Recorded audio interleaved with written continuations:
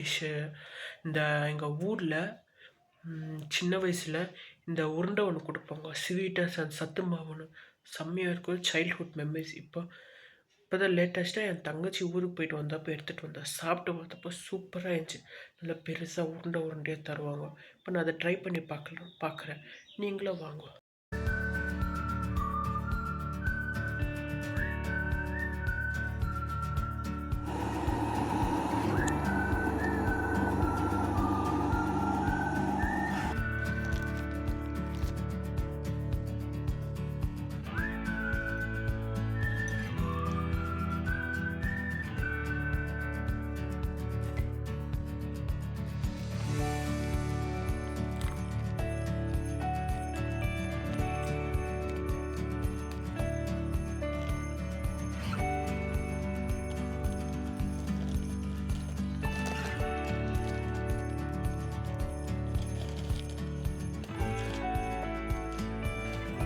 First இது சுடு தண்ணி ஹீட் பண்ணி வச்சுக்கோங்க. இப்போ தனியாக ஒரு பவுலில் இந்த மாவு போடுறப்ப அந்த மாதிரி மாவை செப்பரேட்டாக போட்டு வச்சுட்டு சுடு தண்ணி நம்ம ஹீட் பண்ணியிருக்கோம்ல அதை தண்ணி எடுத்து ஒரு சின்ன டம்ளரில் ஊற்றிட்டு நான் பண்ணுறத பாருங்க.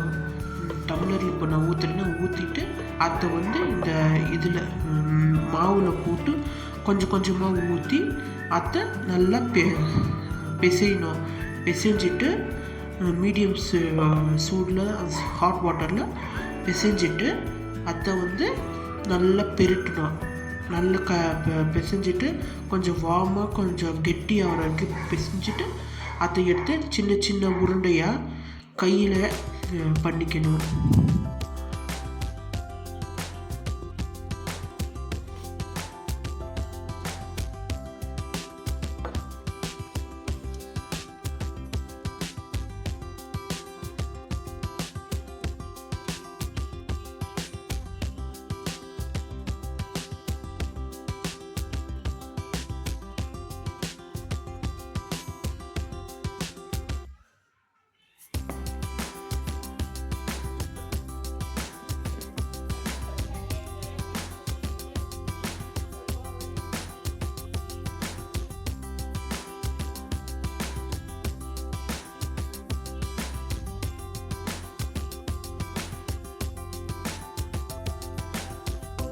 இப்போ அது நல்லா கெட்டி ஆகிடுச்சு.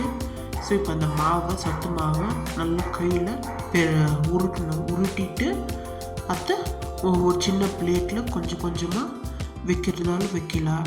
இல்லை ஒரு நல்ல பெரிய உருண்டையாக ஒரு மீடியம் சைஸ் உருண்டையாக உருட்டி வச்சு சாப்பிடும்போது நல்லா டேஸ்ட்டாக இருக்கும். ட்ரை பண்ணி பாருங்க.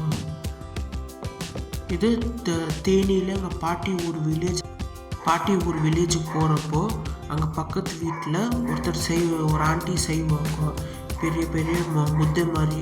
ஆனால் வாங்கிட்டு வில்லேஜ்னால இந்த மாதிரி ஃபெசிலிட்டிஸ் எல்லாம் இருக்கும். ஸோ போன உடனே டெய்லி இல்லை ஒன் டே நாங்கள் போயிட்டு அவங்ககிட்ட கேட்டு வாங்கிட்டு சத்து மாவுன்னு சொன்னால் தருவாங்க. நல்லா சாப்பிட்டு மார்னிங் பிரேக்ஃபாஸ்ட் இதுலேயே முடிச்சுட்டு சூப்பராக இருக்கும், எம்மியாக இருக்கும். அதெல்லாம் நான் சின்ன வயசுல இருந்தப்போ நல்லா சாப்பிட்டேன். இப்போ அவெல்லாம் அந்த பக்கம் ஊருக்கு எப்போயோ ஒரு வாட்டி போயிட்டு வரோம். பட் இப்போ இதெல்லாம் ஸ்டாப் பண்ணிட்டுருக்குறாங்க. ஸோ இந்த மாதிரி பேக்கெட் விற்கிறாங்க நிறைய இடத்துல.